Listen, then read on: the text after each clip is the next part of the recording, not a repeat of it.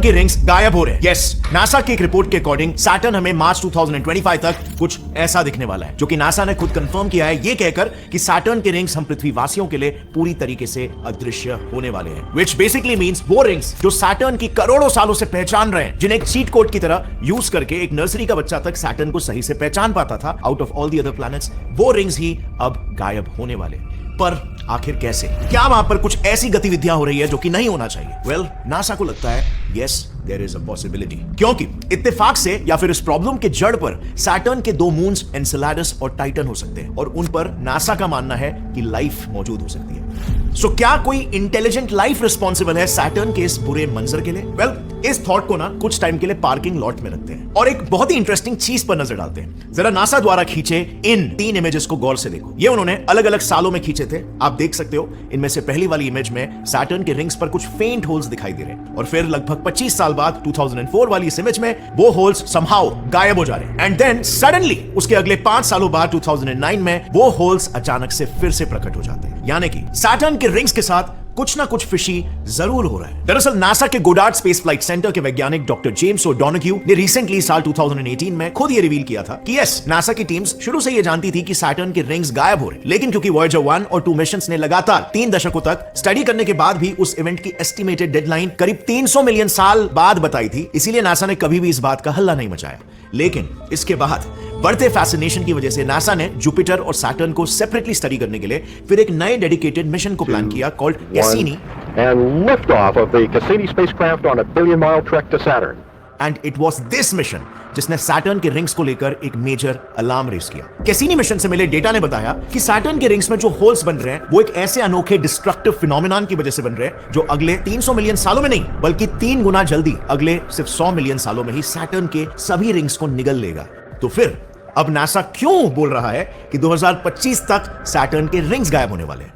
Well, कुछ देर में आपको पूरी कहानी समझ में आएगी, बट उससे पहले 2004 में जब कैसिनी लॉन्च हुआ था और कुछ समय बाद सैटर्न तक पहुंचा, तब नासा ने देखा कि सैटर्न के रिंग्स मेजरली वाटर और आइस के पत्थरों के बने हुए। ये में भी आपको पहले से पता होगा, लेकिन उन्होंने फिर इसके बाद ये डिस्कवर किया कि वो रिंग जो उस बर्फीले पानी का बना है वो तेजी से बारिश के रूप में सैटर्न पर बरस रहा है।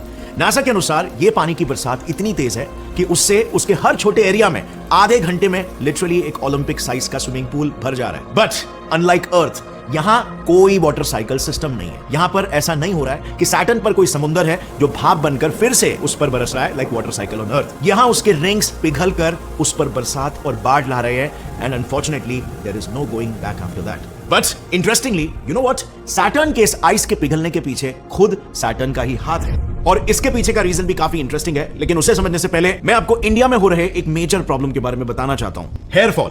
आज इंडिया में 10 में से 9 इंडियंस अपने अर्ली 20s में जेनेटिक हेयर फॉल फेस कर रहे हैं, विच इज कंसर्निंग। लेकिन इसका एक सोल्यूशन है। सो हेयर फॉल के ये 7 स्टेजेस होते हैं, और सबसे पहले ये जरूरी है आइडेंटिफाई करना कि आप कौन से स्टेज में हो, और अगर आपका हेयर फॉल इन 4 स्टेजेस में फॉल करता है तो इसे ट्रीट किया जा सकता है। और मैन मैटर्स बनाते हैं आपके लिए एक personalised solution depending upon the root cause of your problem. जैसे ये India's first advance hair serum roll on, इसके एक्टिव इंग्रेडिएंट्स क्लिनिकली प्रूवन है टू बूस्ट हेयर ग्रोथ, और साथ ही साथ ये हेयर फॉलिकल्स के रीजनरेशन प्रोसेस को भी बूस्ट करते हैं। ये 100% अल्कोहल फ्री है, और इसके प्रिसाइज एप्लीकेशन टेक्निक से सीरम का एब्जॉर्प्शन भी फास्टर हो जाता है। आपको इस रोल ऑन को डायरेक्टली अफेक्टेड एरिया पर मल्टीपल टाइम्स रोल ऑन करना है जब तक इस स्केल पर 1 ml प्रोडक्ट कम नहीं होता। ये प्रोडक्ट आपको मैन मैटर्स के वेबसाइट पर मिल जाएगा, और मैन मैटर्स के ऐप पर आप हेयर टेस्ट और फ्री डॉक्टर कंसल्टेशन करा सकते हो, जो कि आपको अपना stage of hair loss identify करने में हेल्प करेगा। लेकिन हाँ, रूटीन को रिलीजियसली फॉलो करना मत भूलना। इनफैक्ट मैन मैटर्स आपको रिमाइंड करवाता है आपके रूटीन को फॉलो करने के लिए, और इसके लिए रिवॉर्ड भी देता है। You can download the Man Matters app and save up to 35% using the wallet, link is given in the description. और अब लौट आते हैं हमारे टॉपिक पर। हम डिस्कस कर रहे थे कि कैसे सैटर्न के रिंग्स पिघलने के पीछे सैटर्न का ही हाथ है, मानो जैसे वो अपने इस नायाब से तोहफे से खुद ही छुटकारा पाना चाहता है। देखो, बात कुछ ऐसी है ना, सूरज से आ रही यूवी लाइट जब सैटर्न के रिंग्स में मौजूद बर्फीले टुकड़ों पर पड़ती है, तब उसकी एनर्जी से रिंग में मौजूद बर्फीले H2O या पानी के मॉलिक्यूल्स एक एक्स्ट्रा हाइड्रोजन आयन लगाकर अपने आप को हाइड्रोनियम आयन्स में तब्दील कर लेते हैं। अब नॉर्मली ये छोटे छोटे हाइड्रोनियम आयन्स आउटर स्पेस में कहीं पर भी डिस्पर्स हो सकते थे, लेकिन जैसे आपको पता होगा, इलेक्ट्रिक चार्ज और मैग्नेटिज्म एक ही इलेक्ट्रोमैग्नेटिक वेव के 2 स्पेक्ट्रम्स होते हैं। तो बस इसी वजह से ये चार्ज हाइड्रोनियम आयन्स सैटर्न के मैसिव मैग्नेटिक फील्ड की तरफ अट्रैक्ट होने लगते हैं, और उसी के साथ H+ आयन्स को बाहर फेंककर सैटर्न पर पानी बनकर बरसने लगते हैं। एंड नाउ व्हाट्स मोर, एक डिटेल स्टडी ये कहती है कि जो कुछ भी सैटर्न पर हो रहा है ये एक नेवर एंडिंग फिनोमेनन है। और इसीलिए इसके चलते हर गुजरते सेकंड के साथ सैटर्न के सभी रिंग्स के अंश एक एक करके गायब हो रहे हैं। सो अब सवाल आता है उन होल्स का जो मिस्टीरियस तरीकों से गायब होकर फिर वापस आकर फिर से गायब हो जा रहे हैं। आखिर कैसे? जैसे ही नासा के लेटेस्ट सैटर्न एक्सप्लोरर कैसिनी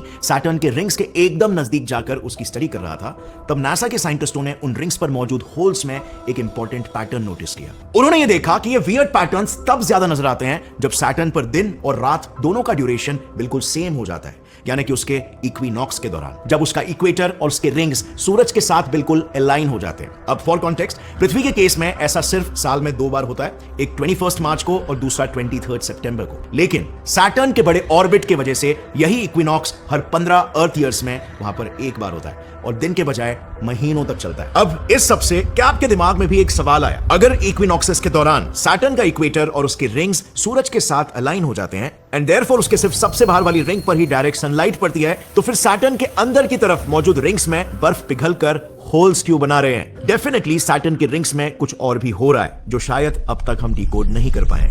यहां पर कुछ इंडिपेंडेंट फिजिसिस्ट का मानना है कि ये इसीलिए हो रहा है बिकॉज इक्विनॉक्सेस के दौरान सैटर्न की रिंग में तैरते आयॉन्स चपटे रिंग में मिक्स होने के बजाय अपने आप को समेट के खड़े स्ट्रक्चर्स वाले स्पाइक्स बनाने लगते हैं, लीविंग होल्स अंडरनीथ देम। दरअसल इन फिजिसिस्ट के अनुसार जब सूरज की गर्मी सैटर्न के अंदरूनी रिंग्स तक नहीं पहुंचती तो उसके वो रिंग्स धीरे धीरे ठंडे होने लगते हैं एंड हेंस उन रिंग्स में मौजूद कुछ चीजों की मैग्नेटिक प्रॉपर्टीज बढ़ जाती है। अब for those who may be don't know, ये कोई यूनिक फिनोमिनन बिल्कुल नहीं है। ये नॉर्मली हर मैग्नेटिक चीज के साथ होता है क्योंकि किसी भी चीज में एटम्स नॉर्मली अलग अलग डायरेक्शंस में वाइब्रेट होते रहते हैं और इसके वजह से उन एटम्स की मैग्नेटिक फील्ड भी ऑपोजिट डायरेक्शन में अलाइन होकर एक दूसरे को कैंसिल आउट करती है। लेकिन जब उस चीज का तापमान कम होने लगता है तब उनके एटम्स धीरे धीरे वाइब्रेट करना बंद कर देते हैं एंड देयरफॉर नेट मैग्नेटिज्म बढ़ जाता है। यानी कि ऑल इन ऑल अगर उन फिजिसिस्ट का एक्सप्लेनेशन सही है तो शायद से उन होल्स में मौजूद चीजें पूरी तरह से सैटर्न पर नहीं बरस चुकी है, बल्कि सैटर्न के स्ट्रॉन्ग मैग्नेटिक फील्ड के साथ अलाइन होकर सैटर्न के रिंग के कुछ अंश वहीं पर ऊपर नीचे स्पाइक्स के रूप में फ्लोट हो रहे हैं। But if this is the case तो फिर नासा क्यों ऐसा कह रहा है कि ये रिंग्स 2025 में पूरी तरह से अदृश्य हो जाएंगे? अब तक जैसे आपने देखा कोई भी कैलकुलेशन ये प्रूव नहीं कर रही कि इतने जल्दी ये रिंग्स डिस्ट्रॉय हो जाएंगे। एंड वर्स, कोई बोल रहा है 300 मिलियन साल, तो कोई बोल रहा है 100 मिलियन साल, तो कोई इवन बोल रहा है रिंग्स में मौजूद चीजें वहीं के वहीं है, बस रिंग्स के ऊपर नीचे छुपी हुई है। सो आखिर यहाँ पर सच क्या है और क्या है झूठ?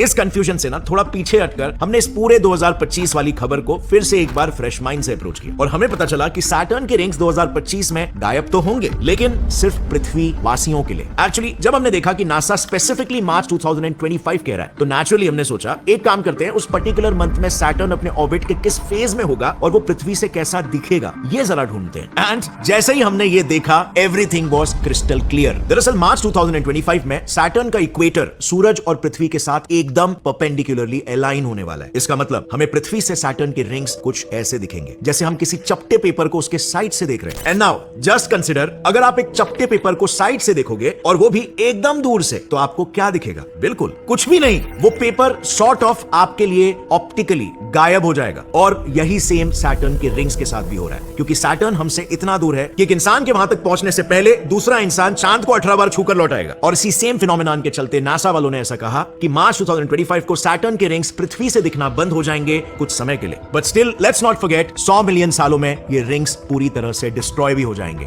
और वाकई में गायब हो जाएंगे। अब आते हैं हमारे इस वीडियो के आखिरी और कई व्यूअर्स के सबसे फेवरेट सवाल पर। मैंने शुरुआत में कहा था सैटर्न के 2 मून्स में एलियन लाइफ होने की पॉसिबिलिटी है। ऐसा आखिर क्यों? और क्या इंटेलिजेंट एलियन लाइफ वहां पॉसिबल है? तो देखो, रिसेंटली नासा के साइंटिस्टों को सैटर्न के 2 मून्स एनसेलैडस और टाइटन पर कुछ बहुत ही स्पेशल कंपाउंड्स मिले जो सेल मेम्ब्रेन्स से मिलते जुलते स्ट्रक्चर्स बनाकर वहां पर यूनिक जीवन की शुरुआत कर सकते हैं। देखो, आज से 3 से 4 बिलियन साल पहले पृथ्वी पर भी एग्जैक्टली सेम यही चीज हुई थी। उन दिनों सबसे पहले कोएसरवेट नाम के कुछ मॉलिक्यूल्स बने थे और फिर उन मॉलिक्यूल्स ने सेल मेम्ब्रेन्स जैसे शुरुआती लाइफ स्ट्रक्चर्स बनाए थे जिसके बाद ही कॉम्प्लेक्स डाइवर्स लाइफ पैदा हो पाई। देखो, सेल मेम्ब्रेन्स के बिना एक सेल बन ही नहीं सकता क्योंकि सेल मेम्ब्रेन सेल की दीवार होती है जो सेल के अंदर के एलिमेंट्स को इंटैक्ट रखती है ताकि अंदर रिएक्शन हो सके और लाइफ को फॉर्म होने के लिए एक स्टेबल एनवायरनमेंट मिले। अब सैटर्न के मून्स के केस में वहां पर साइंटिस्टों को कार्बन और नाइट्रोजन से बने एक्रिलोनाइट्राइल नाम के कुछ कंपाउंड्स मिले और नासा का ये कहना है कि ये कंपाउंड्स कोएसरवेट की ही तरह एक साथ आकर सेल मेम्ब्रेन्स बना सकते हैं। बिसाइड्स, अनलाइक कोएसरवेट्स जिन्हें इस प्रोसेस के लिए पानी की जरूरत पड़ी थी एज अ सॉल्वेंट, एक्रिलोनाइट्राइल्स को मीथेन और ईथेन की जरूरत पड़ती है एज सॉल्वेंट और इनकी तो सैटर्न के मून्स पर लिटरली नदियां बहती है। सो ऑल इन ऑल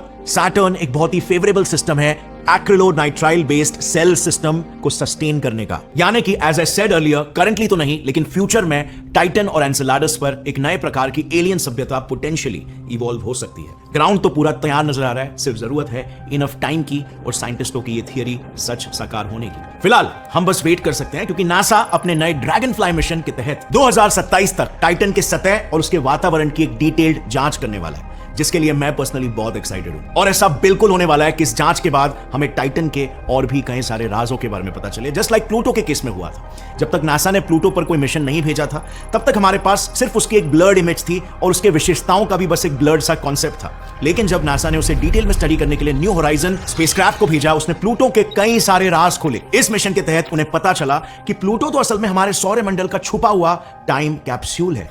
अब उन्हें इस टाइम कैप्सूल से क्या पता चला और इसके साथ साथ न्यू होराइजन ने प्लूटो के कौन से राज खोले, इस पर ऑलरेडी मैंने डिटेल वीडियो बनाया हुआ है, जिसे आप यहां पर क्लिक करके देख सकते हो। और फ्रेंड्स, जाने से पहले मैन मैटर्स का सेल्फ असेसमेंट लेना मत भूलना, आइडेंटिफाई करने के लिए कि आपका हेयर लॉस कौन से स्टेज पर है। इनका एडवांस्ड हेयर सीरम रोल काफी इफेक्टिव है अगेंस्ट हेयर फॉल, मैंने नीचे डिस्क्रिप्शन में लिंक दे दिया है। फिलहाल के लिए इस वीडियो में बस इतना ही। अगर आपको ये वीडियो पसंद आया तो इसे फ्रेंड्स और फैमिली मेंबर्स के साथ जरूर शेयर करना, ताकि उन्हें भी इसके बारे में नॉलेज मिल सके। ऐसे ही क्यूरियोसिटी को इंसाइट करने वाले और नॉलेज देने वाले वीडियोस को आगे भी देखते रहने के लिए सब्सक्राइब कर लो चैनल को। And see you next time. Till then, as always, stay curious and keep learning.